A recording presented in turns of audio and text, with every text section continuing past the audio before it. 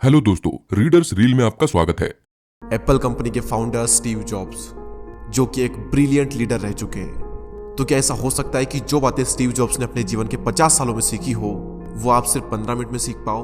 Well, इसका जवाब है हाँ, ऐसा हो सकता है। स्टीव जॉब्स ने स्टैनफोर्ड यूनिवर्सिटी में एक स्पीच दी थी और उसमें उन्होंने अपने जीवन की सबसे बड़ी लर्निंग्स को 15 मिनट में बताया था 3 कहानियों के माध्यम से। तो आज शब्द सारे स्टीव जॉब्स के हैं, मैं हिंदी में और बहुत ही आसान भाषा का प्रयोग करके आप तक पहुंचा रहा हूं, ताकि कोई भी ऐसा ना हो जो विश्व की सबसे बेहतरीन स्पीच को सिर्फ लैंग्वेज बैरियर की वजह से ना सुन पाए। तो मन को सारी चिंताओं और बाहरी विचारों से मुक्त कर दें। आज आप वो सुनने वाले हैं जिसकी वजह से आपकी जिंदगी में एक विस्फोटक परिवर्तन आ सकता है। तो आइए बिना किसी देरी के हम शुरुआत करते हैं। धन्यवाद।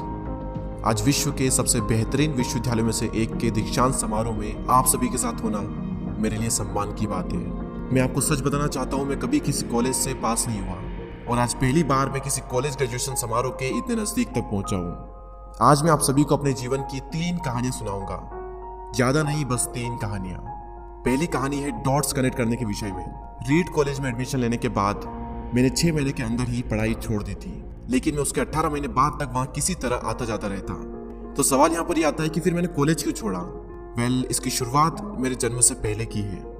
मुझे जन्म देने वाली माता एक यंग अविवाहित ग्रेजुएट स्टूडेंट थी और वो चाहती थी कि मुझे कोई गोद ले ले, लेकिन इसी के साथ वो ये भी चाहती थी कि जो भी मुझे गोद ले वो कॉलेज ग्रेजुएट जरूर रहे।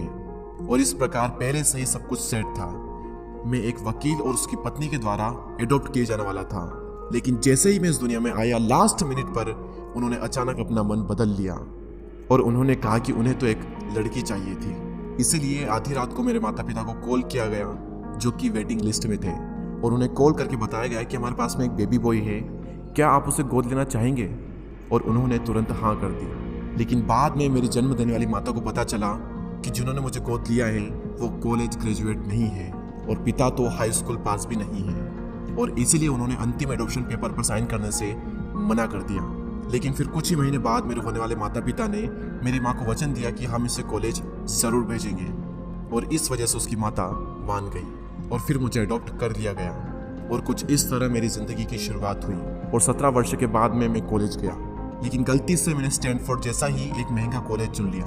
मेरे वर्किंग माता पिता की सारी पूंजी पढ़ाई में खर्च होने लगी और 6 महीने बाद मुझे इस पढ़ाई का कोई भी महत्व नहीं दिखाई दे रहा था। मुझे कोई आइडिया नहीं था कि मैं अपनी जिंदगी में क्या करना चाहता हूँ। कोई आइडिया नहीं था कि किस तरीके से कॉलेज मेरी मदद करेगा अपनी जिंदगी में कुछ करने के लिए। और यहाँ पर मैं अपने माता पिता की जीवन भर की पूंजी पढ़ाई में खर्च करता जा रहा हूँ, और इसीलिए मैंने कॉलेज ड्रॉप आउट करने का डिसीजन लिया और यही सोचा कि जो होगा अच्छा होगा। उस समय मुझे ये चीज़ बहुत ही डरावनी लगी, लेकिन जब बीते समय को आज मैं देखता हूँ तो मुझे लगता है कि ये मेरी जिंदगी का सबसे बेस्ट डिसीजन था। वो कैसे, मैं आपको अभी बताता हूँ। जैसे ही मैंने कॉलेज ड्रॉप आउट किया था तो मैंने उन क्लासेस को करना छोड़ दिया था जिसमें मेरा इंटरेस्ट नहीं था, और मैं केवल उन्हीं क्लासेस को करता था जिसमें मेरा इंटरेस्ट था। और ये सब कुछ करना कोई इतना आसान भी नहीं था, क्योंकि मेरे पास रहने के लिए कोई कमरा नहीं था। इसलिए दोस्तों के कमरों में मैं ज़मीन पर सोता था। मैं कोक की बोतलों को लौटा कर मिलने वाले पैसों से खाना खाता था। मैं हर संडे 7 मील पैदल चलकर हरे कृष्णा मंदिर जाता था, जिससे कि हफ्ते में कम से कम एक बार मैं पेट भरकर खाना खा सकूं, और ये मुझे बहुत ही अच्छा लगता था। अब मैं आपको बताता हूँ कि क्यों कॉलेज ड्रॉप आउट करना मेरी जिंदगी का सबसे बेस्ट डिसीजन था। उस समय रीड कॉलेज देश की सबसे अच्छी जगह थी जहाँ कैलीग्राफी सिखाई जाती थी।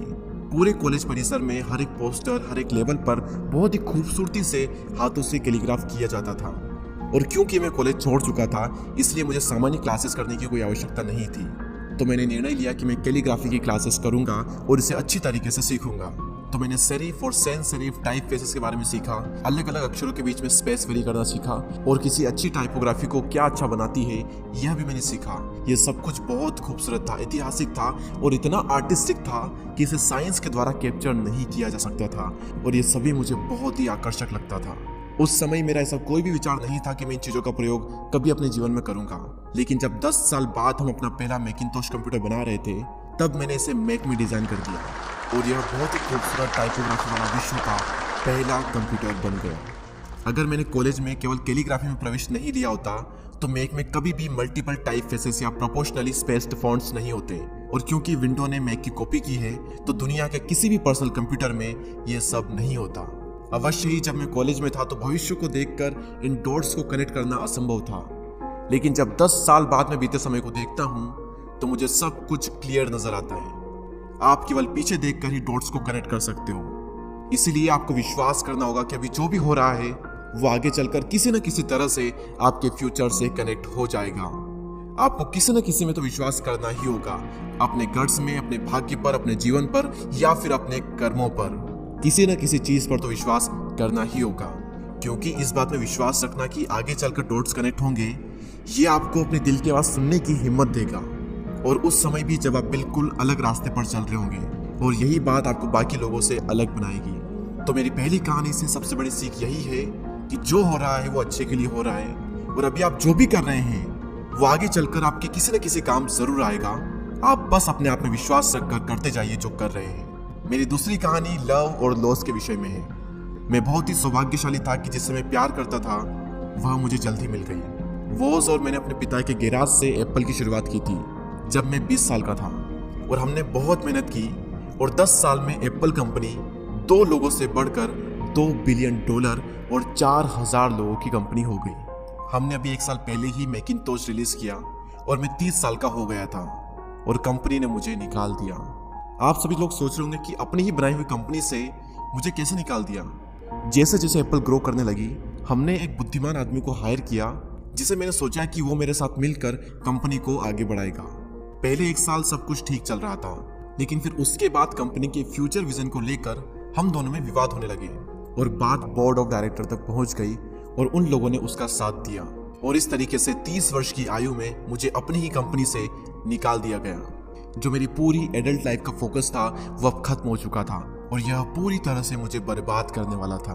और कुछ महीनों तक मुझे कुछ भी समझ में नहीं आया कि मैं क्या करूं। मैं एक बहुत बड़ा पब्लिक फेलियर था और एक बार तो मैंने वैली छोड़कर जाने का भी सोचा, लेकिन धीरे धीरे मुझे एहसास हुआ कि मैं जो काम करता हूँ मैं उसके लिए अभी भी पैशनेट हूँ। एप्पल में जो कुछ भी हुआ उसकी वजह से मेरे पैशन में थोड़ी भी कमी नहीं आई। मुझे उन्होंने अस्वीकार कर दिया, लेकिन फिर भी मैं अपने काम से प्यार करता हूँ और इसीलिए मैंने एक बार फिर से शुरुआत करने की सोची। मैं उस वक्त ये नहीं देख पाया था, लेकिन अब मुझे लगता है कि एप्पल से निकाले जाने से अच्छा मेरे साथ कुछ और हो ही नहीं सकता था। सफल होने का बोझ अब बिगिनर होने के हल्केपन में बदल चुका था।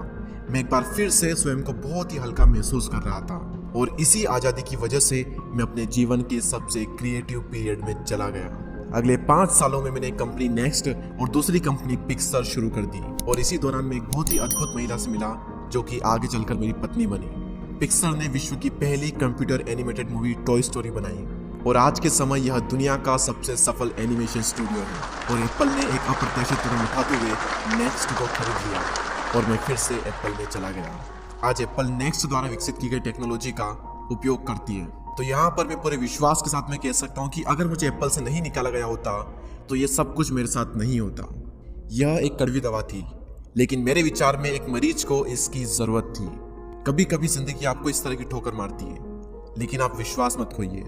मैं विश्वास के साथ में कह सकता हूँ कि मैं सिर्फ इसलिए आगे बढ़ता गया क्योंकि मैं अपने काम से प्यार करता था।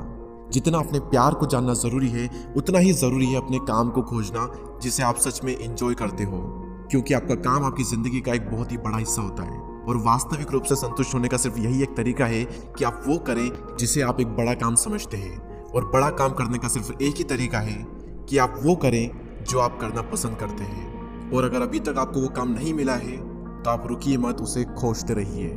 जैसा कि दिल से जुड़ी हर एक चीज में होता है, वो जब आपको मिलेगी तब आपको पता चल जाएगा। और जैसा कि किसी अच्छे रिलेशनशिप में होता है, वो समय के साथ साथ और भी अच्छी होती जाएगी। इसलिए इसे खोजते रहिए, रुकिए मत। मेरी तीसरी कहानी मृत्यु के बारे में। जब मैं 17 साल का था तो मैंने एक कोट पढ़ा था, यदि आप हर दिन ऐसे जिएंगे जैसे आपकी जिंदगी का आखिरी दिन है तो आप किसी न किसी दिन सही साबित हो जाएंगे। और इसने मेरे दिमाग पर एक बहुत ही बड़ी छाप छोड़ दी। और तब से पिछले 33 सालों से मैं हर सुबह उठकर शीशे में देखता हूँ और खुद से एक सवाल करता हूँ कि अगर आज का दिन मेरी जिंदगी का आखिरी दिन होता तो क्या मैं आज वो करता जो मैं करने वाला हूँ। और अगर इसका आंसर ना होता है तो मैं समझ जाता हूँ कि कुछ न कुछ बदलने की जरूरत है। इस बात को याद रखना कि एक दिन मरना है किसी भी चीज के खोने के डर को दूर करने का सबसे अच्छा तरीका है। आप पहले से ही नंगे हैं, ऐसा कोई भी कारण नहीं है कि आप अपने दिल की ना सुने। करीब 1 साल पहले ही मुझे पता चला कि मुझे कैंसर है सुबह 7:30 बजे मेरा स्कैन हुआ और उसमें साफ दिखाई दे रहा था कि मेरे पेनक्रियाज में ट्यूमर है। और सच कहूँ तो मुझे तो ये भी नहीं पता था कि पेनक्रियाज होता क्या है। डॉक्टर ने लगभग पूरे विश्वास के साथ में मुझे बताया कि मुझे एक ऐसा कैंसर है जिसका उपचार करना संभव नहीं है और अब मेरे पास केवल 3 से 6 महीने ही बचे हैं।